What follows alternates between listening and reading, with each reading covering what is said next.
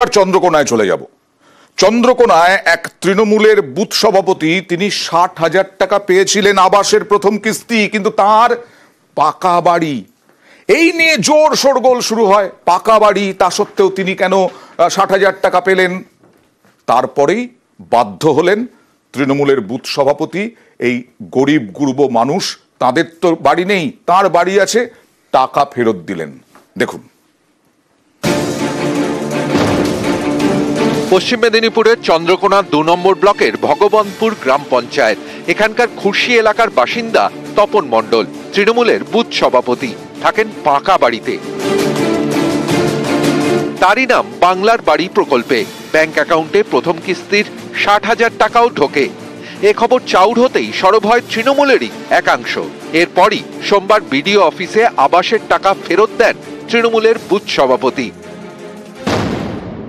18 সালে লিস্টের নাম ছিল, তখন থেকে আমার বাড়ি ছিল না। আমার একটি ছেলে, সে ধার দেনা করে একটা বাড়ি করে। বিডিও সাহেব এবং আমাদের প্রধান উপপ্রধান ডাকেন এবং আমাকে টাকাটা ফেরত দিতে বলেন। টাকাটা ফেরত দিলাম।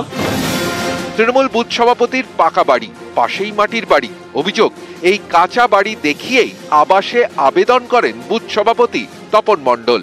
তদন্ত করে দেখেছি যে হ্যাঁ, সত্যিই ওনার একটা পাকা বাড়ি রয়েছে। আমার সঙ্গে অফিসে দেখা করতে বলেছিলেন, উনি এসেছিলেন। প্রথম কিস্তি যে 60,000 টাকা ওনার অ্যাকাউন্টে ঢুকেছিল সেটা ফেরত দিতে হবে। তো উনি কথা রেখেছেন, উনি ব্যাংক থেকে টাকা তুলে উনি আমাকে ফেরত দিয়ে দেবেন। সম্প্রতি আবাস নিয়ে ভুরি ভুরি অভিযোগ ওঠে।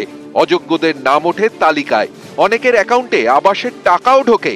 এ নিয়ে কড়া বার্তা দেয় তৃণমূলের শীর্ষ নেতৃত্ব।